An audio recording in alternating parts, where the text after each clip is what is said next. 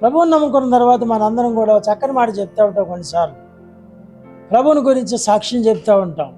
ఇల్లు ఇచ్చాడని, ఆరోగ్యం ఇచ్చాడని, సంపద ఇచ్చాడని, స్వస్థతనిచ్చాడని, మేలు చేశాడని, దేవుడు ఎన్నెన్నో కార్యాలు చేశాడని మనం ప్రభువుని గురించి సాక్ష్యం ఇస్తాం. మంచిదేనండి. కానీ ప్రభువు కొందరిని గురించి సాక్ష్యం ఇచ్చాడు.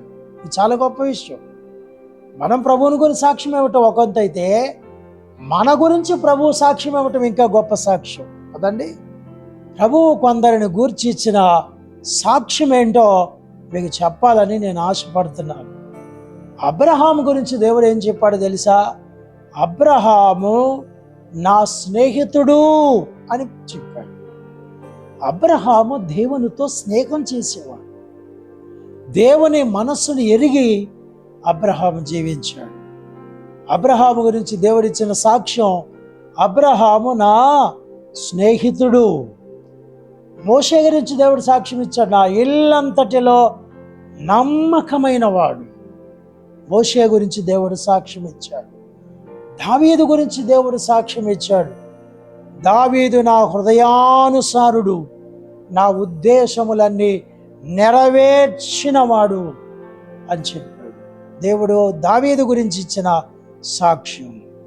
యోవాహు గురించి దేవుడు ఇచ్చిన సాక్ష్యం, యోవాహు నిందారహితుడు. ఈ తరము వారిలో, చెడిపోయిన తరములో, పాడైపోయిన తరములో, నాశనానికి గురైపోయిన ఆ తరములో నోవాహు నిందారహితుడు అని ప్రభు సాక్ష్యం ఇచ్చాడు.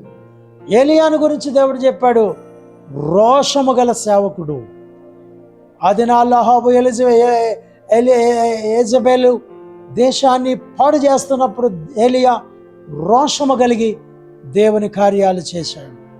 ఏలియా గురించి ప్రభు చెప్పిన మాట, రోషము గల నా సేవకుడు. యోబు గురించి చెప్పాడు, చెడుతనమును విసర్జించిన వాడు నా సేవకుడైన యోబు అని సాక్ష్యం చెప్పాడు. మరి ఈ వాక్యం వింటున్న మీ గురించి దేవుడు ఏం సాక్ష్యం చెప్పబోతున్నాడు? ఏం సాక్ష్యం చెప్పబోతున్నాడు? ఒకసారి ఆలోచించండి. ఈ భక్తుల గురించి దేవుడిచ్చిన సాక్ష్యం అద్భుతమైనది.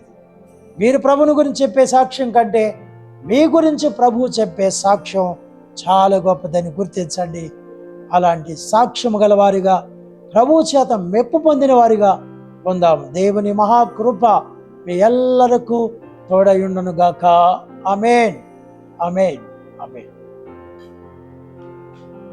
మీరింకా దేవుని వాక్యాన్ని, సందేశాలు వినాలనుకుంటే పెరవల సెంట్రల్లో మాకు ప్రార్థనా మందిరం ఉంది. ఆంధ్రా బ్యాంక్ సర్వీస్ రోడ్లో ప్రతి ఆదివారం ఉదయం 9:30 గంటలకు ఆరాధన కూటం, ప్రతి మంగళవారం ఉదయం 11 గంటలకు ఉపవాస ప్రార్థన, స్వస్థత కూడిక జరుగుతుంది. రండి, పాల్గొనండి. ఇంకా దేవుని వాక్యం వినండి, ప్రార్థన చేయించుకోండి, మాతో సహవాసం చేయండి. దేవుని కృప మీ అందరికీ తోడైండును గాక. మర్చిపోకండి, ఆదివారం 9:30కు, మంగళవారం 11 గంటలకు ప్రార్థనా కూడికలు, ఆరాధనలు జరుగుతున్నాయి. కలవండి. ప్రభు మిమ్మల్ని దీవించును గాక. ఆమేన్.